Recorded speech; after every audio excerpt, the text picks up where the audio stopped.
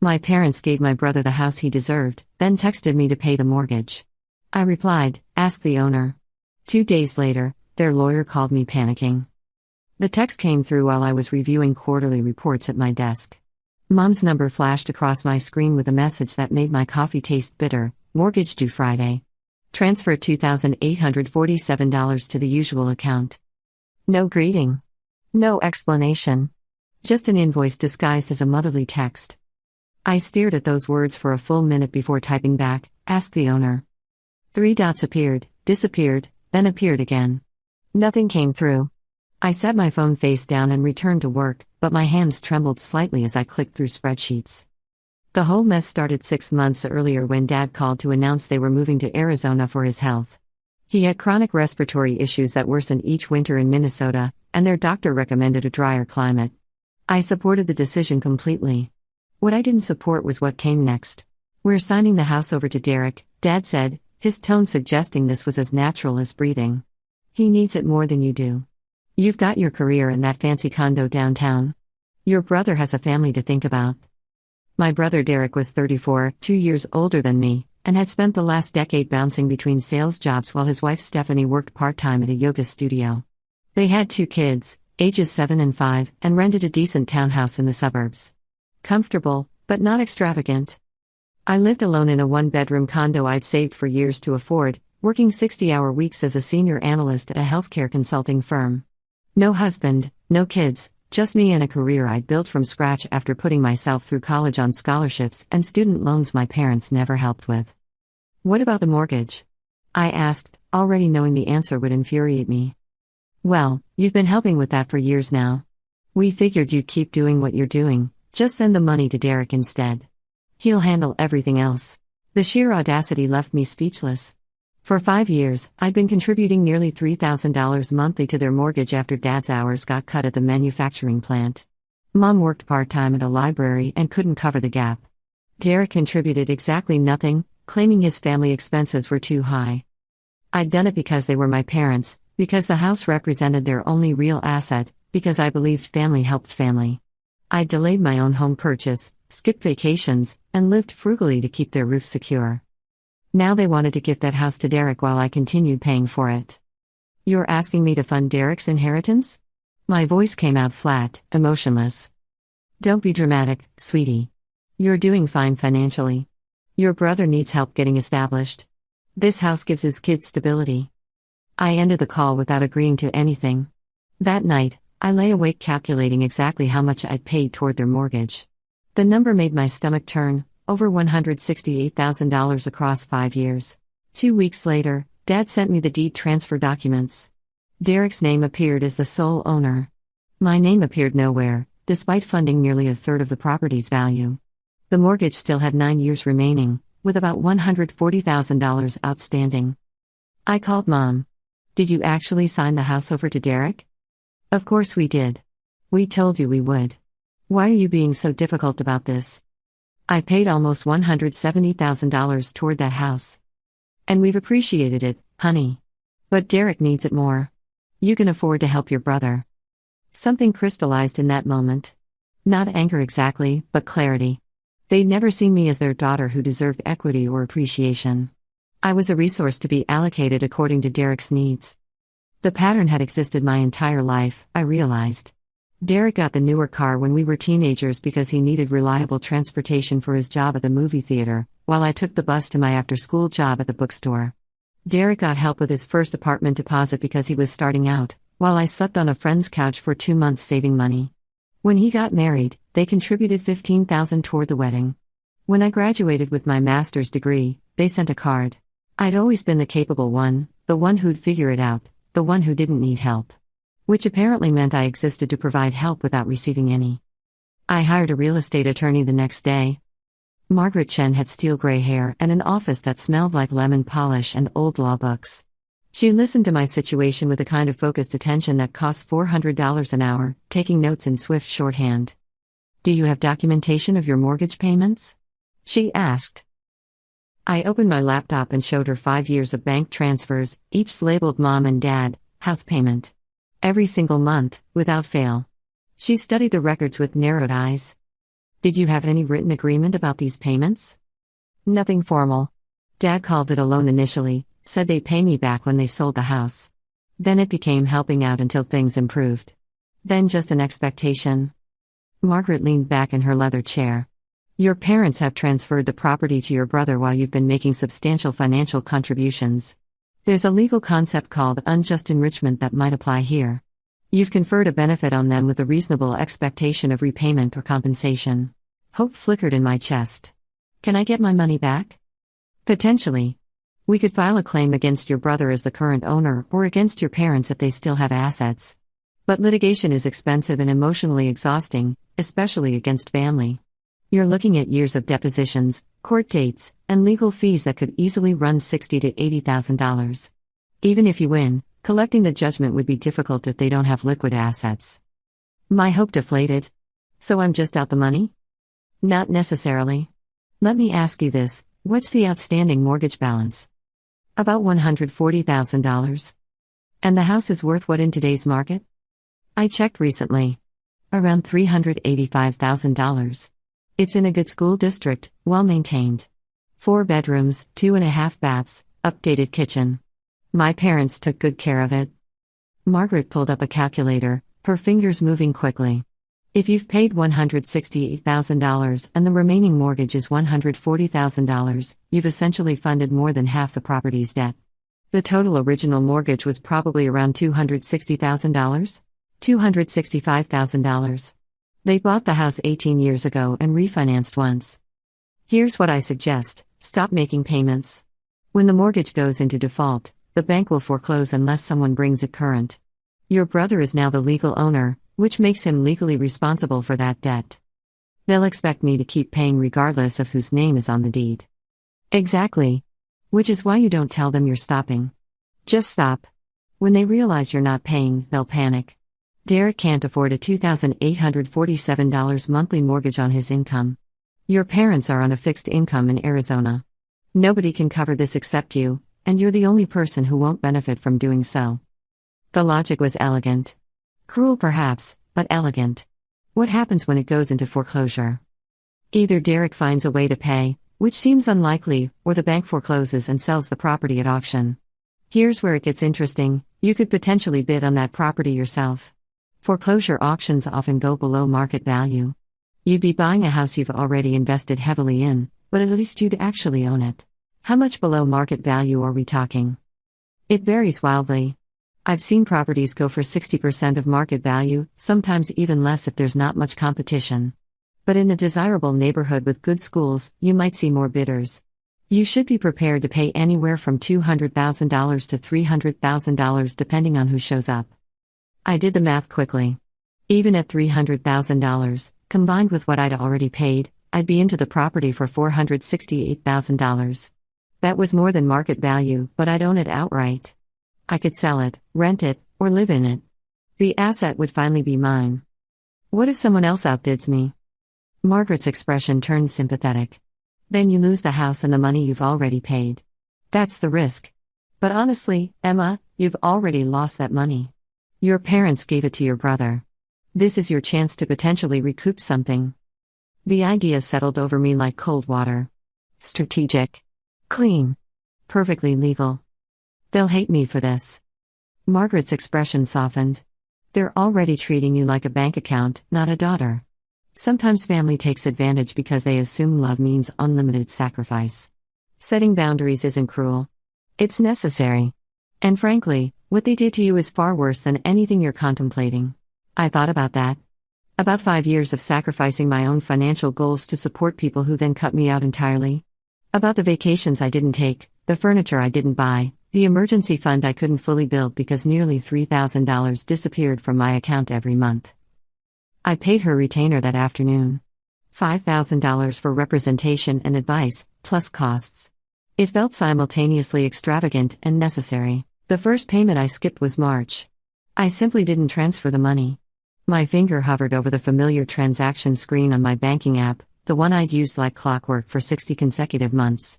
Then I closed the app and went to the gym instead. I spent an hour on the treadmill, running until my lungs burned and my mind cleared. When I got home, I ordered takeout from my favorite Thai place and watched a movie, something I never did on weeknights.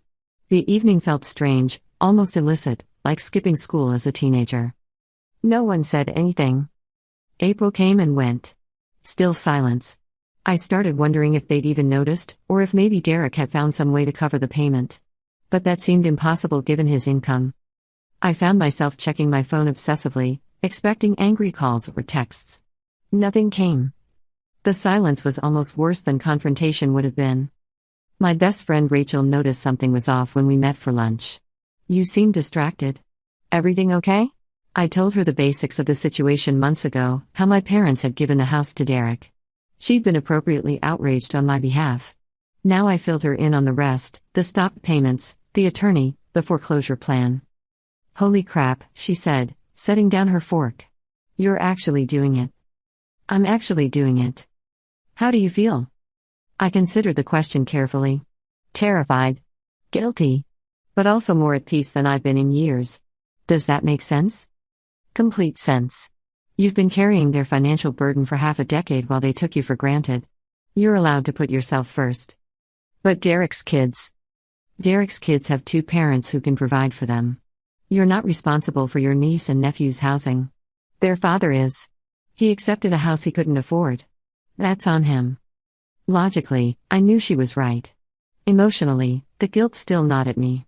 I'd grown up with the message that family came first, that sacrifice proved love, that selfishness was the worst possible trait. Unlearning those messages felt like pulling weeds with deep roots. In May, Dad called. "Hey sweetie, the mortgage company sent a late notice. Did you forget to pay?" "No, I didn't forget." A pause. "Well, can you get it caught up? They're charging late fees." "I'm not paying the mortgage anymore, Dad. Derek owns the house. Derek can pay the mortgage." His voice hardened. "Don't be ridiculous. Your brother can't afford that."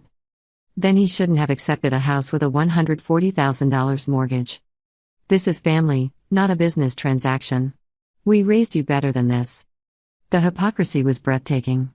You made it a business transaction when you took my money for 5 years and gave the asset to someone else. I'm done. You're being selfish and childish. Your mother is heartbroken over this attitude. I'm being selfish? I paid almost $170,000 toward a house I'll never own. Derek paid nothing and got everything. But I'm the selfish one? He sputtered, searching for words. We gave you a good life. We put a roof over your head, fed you, clothed you. You owe us for that. Something inside me snapped. I don't owe you for meeting your basic parental obligations. That was your job. You chose to have children. You don't get to bill them later for food and shelter. How dare you speak to me that way? How dare you steal from me? That's what you did, Dad. You took my money under false pretenses and gave it to Derek. That's theft. He started yelling, but I ended the call. My hands shook, adrenaline flooding my system. I'd never spoken to my father that way in my life. I'd been the dutiful daughter, the peacekeeper, the one who swallowed her feelings to keep everyone else comfortable. Not anymore. Derek called an hour later, his voice tight with stress. What the heck, Emma? Dad says you're bailing on the mortgage? I'm not bailing on anything. You own the house. You pay for it. You know I can't afford this place on my salary. Stephanie barely makes anything at the studio. We're stretched thin as it is. Maybe you should sell it then. Are you serious right now?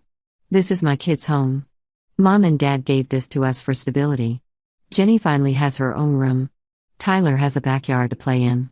You want to take that away from them? The guilt hit hard, but I pushed through it. I didn't take anything. You took my money. Now you're dealing with the consequences of accepting an asset you can't afford. You're being selfish. You make good money. This is pocket change for you. I laughed, a harsh sound that surprised me. Pocket change? Derek, I've paid nearly $170,000 over 5 years. That's not pocket change. That's a down payment on a house. That's my retirement savings. That's years of my life spent funding your family's comfort while I lived frugally and denied myself things I wanted. You never told us you were struggling. I wasn't struggling. But I was sacrificing. And you all just assumed I'd keep doing it forever because it was convenient for you. Family helps family. Family doesn't exploit family. Figure it out, Derek. I'm done subsidizing your life. He called me several names before hanging up. Entitled. Cold-hearted. Vindictive. Each word was designed to make me feel guilty, to manipulate me into compliance.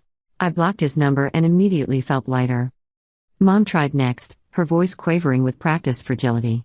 How can you do this to your brother's children? Those babies need a stable home. Those children have two parents who can provide for them. I'm not their parent. You're their aunt. Family means sacrifice. I sacrificed $168,000. That's enough. Money isn't everything, Emma. This is about love. This is about caring for family. The argument was so absurd it almost made me laugh. If money isn't everything, then you won't mind that I'm keeping mine instead of giving it to Derek. Don't twist my words. You know what I mean. You're breaking your father's heart. His health is already fragile. The stress of this could kill him. The manipulation was so transparent it almost made me laugh. Emotional blackmail wrapped in parental concern. Then you shouldn't have put his name on a fraudulent property transfer. Fraudulent? How dare you? We gave our son his inheritance early. There's nothing wrong with that. Except you gave him my money along with it. That's the fraudulent part. You took my contributions under the pretense that you'd pay me back or that I'd eventually inherit part of the house. Then you cut me out completely. That's fraud, Mom. Legally and morally. We never promised you anything. You promised me you'd pay me back when you sold. Dad called my payments a loan. I have emails saying that. She fell silent. I'd never mentioned the emails before, hadn't even looked at them in years. But now I was glad I'd kept them, saved in a folder labeled Family, Financial. Those emails were just casual conversation, she finally said, her voice weak. They're documentation that I lent you money with the expectation of repayment. My attorney thinks they're pretty compelling. Another silence. You got a lawyer? Of course I got a lawyer. You gave away an asset I'd invested $168,000 in without my consent. What did you expect? I expected you to love your family more than money. I do love my family. That's why I gave you nearly $3,000 every month for 5 years. But love doesn't mean letting you steal from me. I'm done, Mom. Figure out Derek's mortgage without me. She hung up. I poured myself a glass of wine and ordered Thai food, feeling more at peace than I had in months. The guilt was there, persistent as ever, but underneath it was something new, self-respect. The bank's first foreclosure notice arrived at Derek's house in June. He showed up at my office on a Wednesday afternoon, security calling to say my brother was in the lobby demanding to see me. I almost refused, but curiosity won. I met him in the glass-walled conference room on the ground floor, visible to everyone, which felt safer somehow. I'd learned from watching enough workplace drama that confrontations should always happen in public spaces where people had to moderate their behavior. He looked terrible. Unshaven, wrinkled shirt, circles under his eyes like bruises. He'd lost weight, his face gone in a way that made him look older than 34. They're foreclosing, Emma. We'll lose everything. You'll lose a house you never paid for. My kids will be homeless. Your kids will move to a rental you can actually afford. This isn't homelessness. It's downsizing to match your actual income, which is what you should have been doing all along. He slumped into a chair, head in his hands. For a moment, I felt sorry for him. He looked genuinely destroyed. Mom and Dad wanted me to have this house. Mom and Dad wanted me to buy you a house while pretending it was their generosity. I'm not playing anymore. I can't afford to move. Security deposits, first month's rent, moving costs. We don't have savings, Emma. Everything goes to the kids' activities, food, basic bills. Then you'll need to cut the activities and find a cheaper place. People live on less than you make, Derek. You're not poor. You're just living beyond your means. You're doing this for revenge. You're bitter because they chose me. That struck a nerve, but I kept my voice level. They didn't choose you, Derek. They used me to benefit you. There's a difference. If they'd given you a house they actually owned outright, I'd have been happy for you. But they gave you a house I was still paying for without my consent. That's not love. That's exploitation. So you're just going to let the bank take it?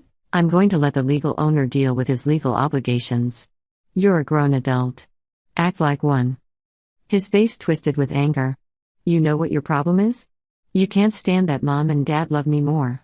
You've always been jealous. The words should have hurt, but they just sounded pathetic. If giving someone a house their sister paid for is love, then I don't want that kind of love. You're going to regret this. When mom and dad die, you'll have nothing. No relationship, no inheritance, nothing. I already have nothing, Derek. They made sure of that when they gave you my investment. At least now I'm free. He left, slamming the conference room door hard enough that people looked up from their cubicles. My boss, Linda, caught my eye through her office window and raised her eyebrows questioningly. I told her the basics of my family situation weeks ago when I needed a half day off for the attorney meeting. I went to her office. Sorry about that. Your brother? Yeah. The foreclosure is moving forward. He's not taking it well. Linda gestured for me to sit. She was 50, divorced, with 2 adult children who'd both gone to college on her dime. She'd worked her way up from analyst to director over 20 years. Can I give you some unsolicited advice? She asked. Please. I've seen a lot of people, especially women, sacrifice their own financial security for family members who wouldn't do the same for them. It's a trap. You did the right thing by stopping. Don't let them guilt you into going back. It's hard not to feel guilty. Of course it is. You were raised to feel responsible for other people's choices. But your brother made his choice when he accepted that house. He's an adult. Adults face consequences.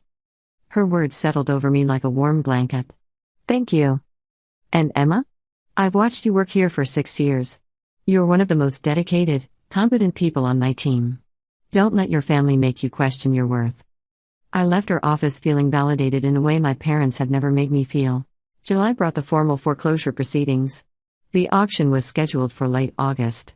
Margaret helped me prepare for the bidding process, explaining that foreclosure auctions required cash or cashier's checks, that the bank would start bidding at the remaining mortgage amount, and that I'd be competing against real estate investors looking for below-market deals. These investors are professionals, she warned. They'll have researched the property, know exactly what repairs are needed, and calculated their maximum bid down to the dollar. They won't get emotional. So I shouldn't get emotional either. Exactly. Set your maximum bid beforehand and stick to it. Don't get into a bidding war based on pride or anger. This is a business decision. I spent hours analyzing comparable sales in the neighborhood. Similar houses had sold for $375,000 to $395,000 over the past 6 months. If I could get the house for under $250,000, I'd be ahead even counting my previous payments. Over that, and I'd essentially be paying market value for a house I'd already invested heavily in. I liquidated some investments and secured a pre-approval letter from my bank for up to $400,000. If I won the bid, I'd own the house outright or with a new mortgage in my name only. Either way, my parents and Derek would have zero claim. The waiting was torture. I threw myself into work, taking on extra projects to keep my mind occupied. I reorganized my entire condo. I started running again, something I'd let slip over the past few years. Anything to avoid obsessing about the upcoming auction. Rachel invited me over for dinner one night in late July. Her husband Mark made his famous barbecue, and their kids entertained me with stories about summer camp. Normal family life. The kind where people treated each other with basic respect and consideration. After dinner, while Mark wrangled the kids toward bedtime, Rachel and I sat on her back porch with wine. "How are you really doing?" she asked. "I'm okay. Nervous about the auction. Worried I'll lose the bid and have nothing to show for 5 years of payments. And if you win? Then I'll own a house I grew up in but probably won't want to live in because it's full of complicated memories. I'll likely rent it out or sell it eventually. But it'll be yours." "But it'll be mine," I agreed. "That matters." "Have your parents reached out since your last conversation with your mom?" "Not directly. Derek sent a few texts before I blocked him. Mostly variations on how could you do this to us and you were destroying this family." Rachel snorted. "He destroyed it when he took something that wasn't his." "My therapist says the same thing." "You're in therapy?" "Started last month. Figured I should probably process this with a professional instead of just stewing in guilt and anger." "How's it going?" I thought about my sessions with Dr. Patterson, a calm woman in her 60s who specialized in family trauma. She's helping me see patterns I never noticed before. How I was always the one expected to sacrifice. How my needs were consistently minimized. How they trained me to feel guilty for having boundaries. That's huge, Emma. It's exhausting, I admit it. But necessary. I don't want to carry this into my future relationships. I don't want to choose partners who will exploit me the way my family did. You're braver than you think. I didn't feel brave. I felt scared and guilty and sad. But maybe brave people felt scared too. Maybe they just moved forward anyway. The night before the auction, Stephanie called. I'd never blocked her number because we'd barely interacted over the years. Now her voice came through my phone tight with desperation. Emma, please. I'm begging you. The kids are crying because we're packing. Jenny keeps asking why we have to leave her room. She decorated it herself, picked out the paint color and everything. Guilt twisted in my stomach, but I pushed it down. I'm sorry they're upset. Transitions are hard for children. You could stop this with one phone call. Just start paying again. We'll figure something out. Derek's been applying to better jobs. We'll get on our feet. Figure out what? You still can't afford the mortgage. This situation would just keep happening month after month until I finally stopped paying or died. We could refinance. Get a lower payment. With what credit and what income? You're 3 months behind now. No bank will touch you. And even if they would, you'd still need income to qualify for a refinance. Derek's income hasn't changed. Her voice broke. I never did anything to you. I stayed out of it. Why are you punishing my children? I'm not punishing anyone. I'm simply not paying for a house I don't own. That's normal, Stephanie. What's abnormal is expecting me to fund your family's lifestyle indefinitely. Derek said you're going to buy the house at auction. You could just let us stay. We'd pay you rent. I closed my eyes. Stephanie, you can't even afford a $2,800 mortgage. How would you afford comparable rent? And why would I become your landlord after everything that's happened? That's not realistic. Because we're family. Family goes both ways. Derek took something I paid for. Now he's facing consequences. I can't fix this for you. You could if you wanted to. You just don't want to. She was right, and I wouldn't apologize for it. You're right. I don't want to continue being exploited by people who call it family love. I hope you find a place that works for your budget. I genuinely do. But I'm not your solution. You're heartless. Derek was right about you. Maybe I was. I ended the call and took a sleeping pill, something I rarely did because I needed rest before tomorrow. I lay in bed staring at the ceiling, imagining all the ways the auction could go wrong. Someone could outbid me. The property could have hidden problems. The whole thing could blow up in some way I hadn't anticipated. But at least I was fighting for something that should have been partly mine all along. At least I'd stopped being a doormat. The auction took place on the county courthouse steps at 10 in the morning. About 15 people showed up, mostly investors and business casual, some obviously house flippers with clipboards and contractor references visible in their hands. A few looked like regular people, maybe first-time buyers hoping for a deal. I wore a navy suit and brought Margaret for moral support. She'd coached me extensively: don't look desperate, don't bid in obvious patterns, stay calm regardless of what happens. The auctioneer was a bored-looking clerk who'd done this 100 times. He read the property address and legal description in a monotone, then started the bidding at $140,000, the outstanding mortgage amount. An older man in a cowboy's cap bid $145,000 immediately. I countered with $150,000. A woman in expensive heels went to $160,000. The bidding climbed steadily. Cowboy's cap seemed serious, bidding in $5,000 increments. Expensive heels was more aggressive, jumping in $10,000 amounts. I stayed methodical, raising my paddle at measured intervals. Margaret had coached me on reading other bidders. Cowboy's cap kept checking his phone, probably consulting with a partner or contractor. Expensive heels looked confident but impatient, the type who'd overpay rather than lose. 2 younger guys in the back were bidding sporadically, probably flippers trying to snag a deal but without serious capital behind them. At $210,000, most of the investors dropped out. The house needed some updates despite my parents' general maintenance. New appliances, fresh paint, maybe new flooring in the bedrooms. At $210,000 plus rehab costs, the profit margin narrowed considerably for flippers. Cowboy's cap went to $215,000. I bid $225,000. He studied me for a long moment, then checked his phone again. His partner must have told him to stop because he shook his head and stepped back. Expensive heels looked at me, then at the property listing. She was calculating, I could tell. At $225,000 plus closing costs and updates, She'd be into the property for around $250,000 to $260,000. With comparable sales at $385,000, that was still a decent margin. But it also meant holding costs, contractor uncertainty, and the time investment of a flip. She bid $230,000. My heart sank. I'd set my maximum at $250,000, but I'd hoped not to go that high. Margaret squeezed my arm once, a reminder to stay calm. I bid $235,000. Expensive Heels hesitated.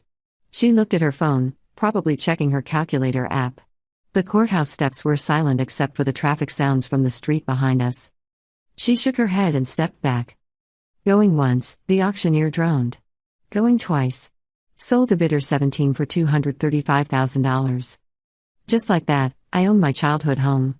The paperwork took 2 weeks to finalize. I paid in cash, liquidating investments and taking a small loan against my 401k that I could repay within a year. The bank processed the deed transfer with bureaucratic efficiency. No one asked why I was buying this particular property or what my relationship to the previous owner was. It was just another transaction in an endless series of property transfers. When the deed arrived with my name as the sole owner, I sat at my kitchen table and cried for the first time through this whole ordeal. Not sad tears. Complicated ones. Relief, grief, vindication, loss all tangled together. I'd gotten the house for $235,000, which combined with my previous payments meant I was into the property for $403,000. That was more than market value, but the house was mine. No mortgage, no obligations, no one could take it from me.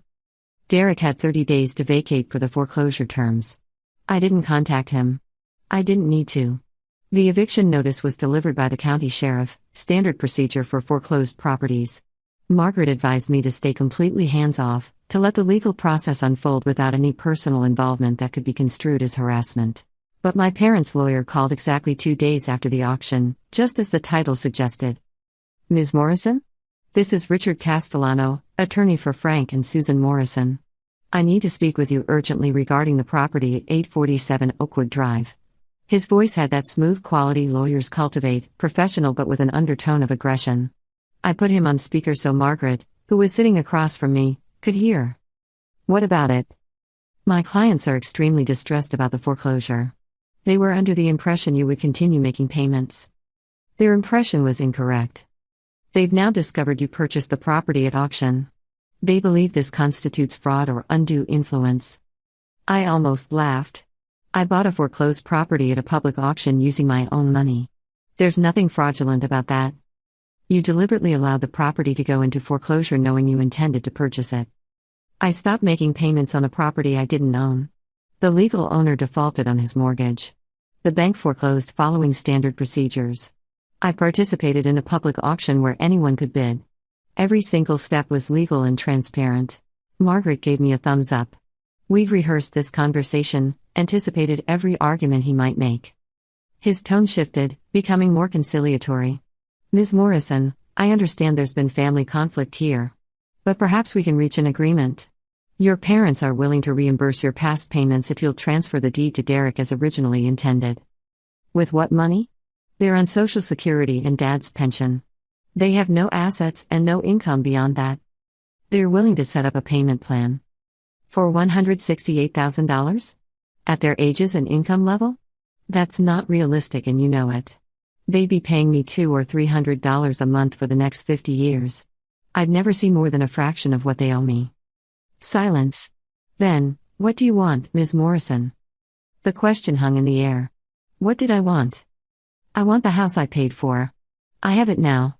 There's nothing to negotiate, Mr. Castellano. Your brother has children, Ms. Morrison. Surely you can find some compassion for innocent kids who will be displaced. My brother is an adult who accepted a house he couldn't afford. His poor planning isn't my emergency. His children have 2 parents who can provide for them. I'm not their parent. This seems vindictive. This seems like justice. I paid for an asset and received nothing. Now I've purchased that asset through legal means. If my parents or brother want to dispute that, they're welcome to file suit. But I suspect they won't because they have no legal standing and can't afford attorney fees. Another silence. I could hear papers rustling on his end.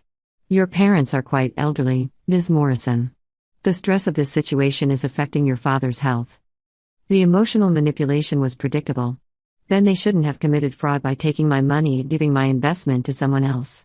My father's help is unfortunate, but it doesn't obligate me to continue being exploited. I'm advising them of their legal options. You do that. I'm confident in my position. This conversation is over. I hung up. Margaret grinned. That was perfect. Professional, firm, legally sound. He won't call back because he knows they have nothing. What if they do sue? They won't. A lawsuit would cost them $20,000 to $30,000 in attorney fees minimum, and they'd lose. You documented everything? You participated in a public auction. You've broken no laws? Any judge would see this for what it is, a family dispute where you've used legal means to recover your investment. She was right. He didn't call back. Derek and Stephanie moved out on the last possible day, leaving the house surprisingly clean. I'd expected damage or mess as a final act of spite, but either they had more integrity than I'd credited or Stephanie had kept things civil. Maybe she'd known all along that Derek's windfall was too good to be true. I hired professional cleaners anyway, then walked through the empty house alone. Everything looked smaller than I remembered. The living room where we'd had Christmas mornings. The kitchen where Mom had taught me to bake cookies. My old bedroom with a window seat where I'd read hundreds of books. Derek's room with a basketball hoop still mounted on the wall. Memories everywhere, but none of them felt warm anymore. They'd been tainted by the knowledge that my parents had never valued me the way they valued Derek. That I'd been useful rather than loved. I hired a contractor to assess what updates the house needed. Brian was a friend of Rachel's husband, someone they'd used for their kitchen remodel. He was thorough, taking notes on everything from the HVAC system to the roof condition. Overall, it's in good shape, he said. Your parents maintained it well. But you'll want to replace the appliances soon, they're all original from about 15 years ago. Paint throughout. The master bathroom could use updating. And the basement has some moisture issues you'll want to address before they become serious. He estimated $35,000 for everything. Not cheap, but not devastating either. I authorized the work and took a week off from my job to oversee the renovation. Working from the house was strange. I set up a laptop in what used to be the dining room, taking calls while contractors painted and installed new countertops. The neighborhood was quiet during the day, just occasional landscaping trucks and delivery vans passing by. My neighbor Mrs. Peterson stopped by the third day, bringing cookies and curiosity. She was 70-something, had lived next door for 30 years, remembered me as a kid. Emma Morrison. I heard you bought the house. So glad it's staying in the family. I didn't correct her assumption that this was some neat, tidy family transaction. Thanks, Mrs. Peterson. Just fixing it up a bit. Your parents doing well in Arizona? Frank's breathing better in that dry air? I think so. We haven't talked much lately. She patted my hand. Family can be complicated. But you're a good girl for taking care of the house. It has good bones. She left, and I felt the weight of her assumption. Everyone in this neighborhood would think I was the dutiful daughter maintaining the family home. No one would know the real story unless I told them. I didn't plan to tell them. The renovations finished in 10 days. Fresh paint and agreeable gray throughout. New stainless appliances. Updated light fixtures. The master bath got new tile and a modern vanity. The basement got a dehumidifier and waterproofing. The yard got professional landscaping. When it was done, the house looked better than it had in years. Not modern exactly, but clean and well-maintained. Move-in ready. I listed it for rent at $2,400 monthly, slightly below market rate because I wanted good tenants more than maximum profit. A young family applied within 3 days. Matt and Lisa Chen, both teachers, with an 8-year-old daughter. Excellent credit. Stable jobs. References from their previous landlord praising them as ideal tenants. I met them at the house for a showing. Their daughter, Sophie, ran from room to room exclaiming over the backyard and the window seat in what would be her bedroom. She loves to read, Lisa explained. That window seat is perfect. Something in my chest softened. I used to sit there reading when I was her age. We signed a 2-year lease. They'd move in October 1st, giving me September to finalize everything. The rental income would cover my 401k loan payments plus build a healthy maintenance fund. In 2 years, I could sell if I wanted, or keep it as a long-term investment. The house would finally work for me instead of against me. My parents didn't call. Derek didn't call. The silence felt like exile and freedom in equal measure. Update 1, 4 months later. Thanksgiving approached, and I wondered if my parents would reach out. They didn't. I spent the holiday with Rachel's family, people who'd supported me through the whole mess. We ate too much turkey, watched football, and played board games with her kids.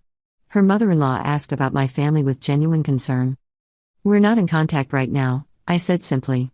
"It's complicated." She nodded, asked no follow-up questions, and offered me more pie. That's what good people did.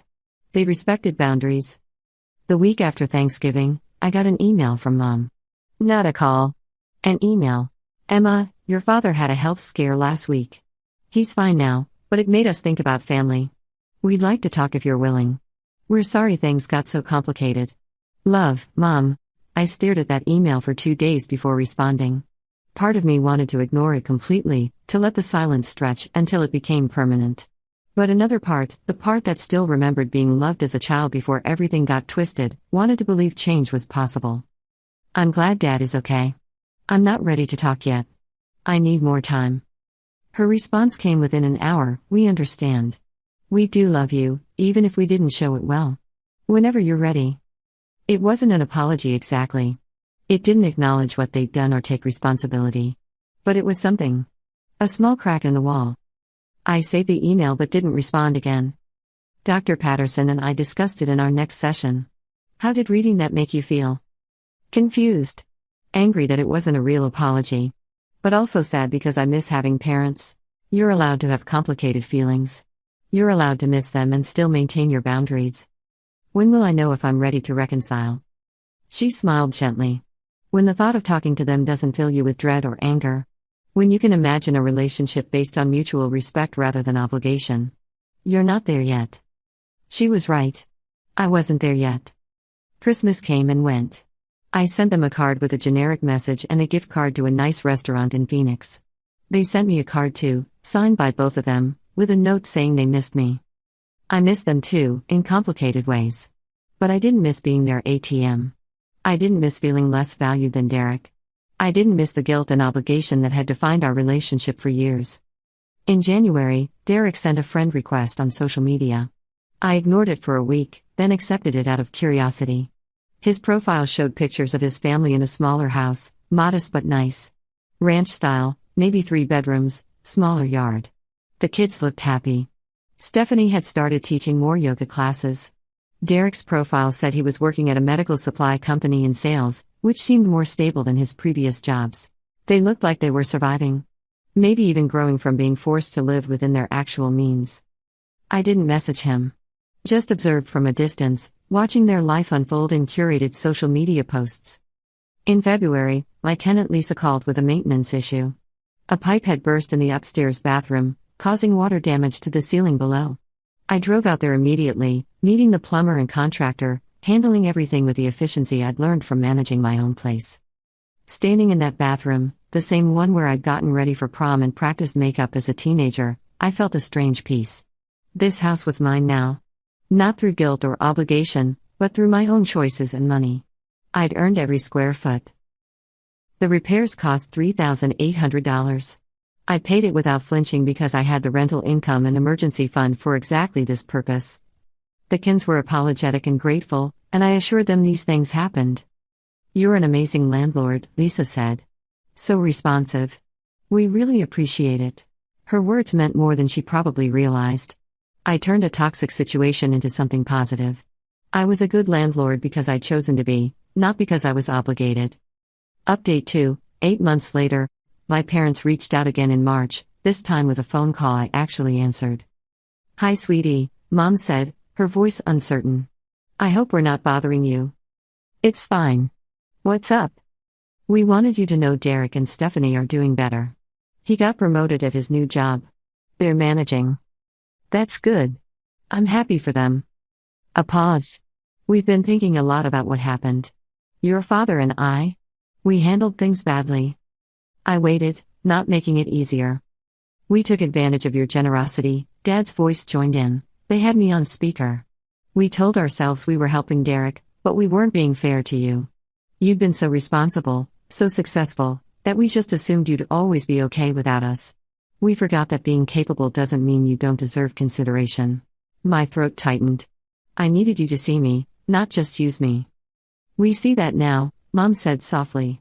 We're not asking you to give the house back or anything like that. We know we can't undo what we did. But we want you to know we're sorry. Truly sorry. We talked to a counselor, actually. Someone at our church who does family mediation. She helped us understand how much we hurt you. That surprised me. You went to counseling? We did, Dad said. After we got Derek's attorney bill and realized how badly we'd messed everything up. The counselor helped us see patterns we'd fallen into. How we'd always expected more from you because you were capable, and how unfair that was. I sat down on my couch, unexpected tears blurring my vision. I needed to hear that. Can we start over? Dad asked. Not pretend nothing happened, but maybe build something new? Something better? Maybe. Slowly. We'd like that, Mom said. We love you, Emma. We should have shown it better. We should have protected your interests the way we protected Derek's. We talked for an hour, the longest real conversation we'd had in years. They told me about their life in Arizona, the friends they'd made, how Dad's breathing had improved in the dry heat. I told them about work, about the house being rented to a nice family, about my life. It wasn't perfect. Wounds this deep don't heal with one conversation. But it was a start. They asked if they could send me money, small amounts to start repaying what they owed. I told them to put it in a college fund for Derek's kids instead. Teach them to value everyone in the family equally. That's worth more to me than getting paid back. Derek called a week later. Mom said you guys talked. We did. I owe you an apology too. I took advantage of the situation. I let them give me something I knew you'd paid for because it was easier than facing my own financial problems. Yeah, you did. I'm working on being better. Stephanie and I went to financial counseling. We're budgeting now, actually saving money. The smaller house forced us to live differently, and honestly, it's been good for us. We're not stretched so thin. The kids are actually happier because we're not stressed all the time. I'm glad you're learning from it. I'd like to pay you back. Not all at once, obviously. But something monthly. Even if it takes years. I considered it. Put that money in a college fund for your kids instead. Teach them to be financially responsible. Teach them that accepting things you can't afford leads to problems. That's worth more to me than getting paid back. He was quiet for a moment. Thank you. And I'm sorry, Emma. For all of it. For taking what wasn't mine. For not standing up to Mom and Dad when they proposed the whole thing. For not appreciating what you did for us all those years. I know. We didn't become close after that. But we were civil. We texted occasionally, brief updates, nothing deep. He sent me pictures of the kids. I sent birthday cards. It was enough. The house appreciated nicely over the next year. My tenants renewed their lease, grateful for a stable, responsive landlord. Sophie won an award at school for a reading competition, and Lisa texted me a picture with the note, she still loves that window seat. I turned a toxic situation into a solid investment that generated passive income and would fund part of my retirement someday. The house that represented so much pain had become an asset that actually served me. More importantly, I'd learned to value myself enough to stop letting people exploit my love. Family doesn't mean unlimited sacrifice. It means mutual respect, reciprocal care, and honest communication. My parents and I talk monthly now. Superficial conversations mostly, weather and health and safe topics. But there's warmth underneath. We're planning a visit later this year, me flying to Phoenix for a long weekend. It won't erase what happened, but we're building something different. Something healthier where I'm valued as a person, not an ATM. Derek and I are cordial. His kids are thriving. Stephanie seems happier. They're living within their means and growing from it. I actually respect them more now than I did when they had everything handed to them. And me? I'm doing better than okay. I'm respected at work, loved by friends, and finally free from the weight of being my family's silent safety net. I sleep well at night knowing I stood up for myself, even when it cost me relationships temporarily.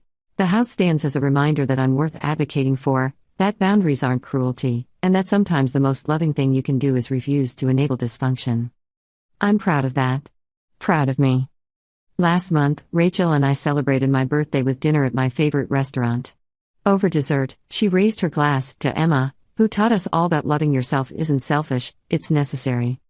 We clinked glasses, and I felt something I hadn't felt in years, pride in my choices, confidence in my worth, peace with my decisions.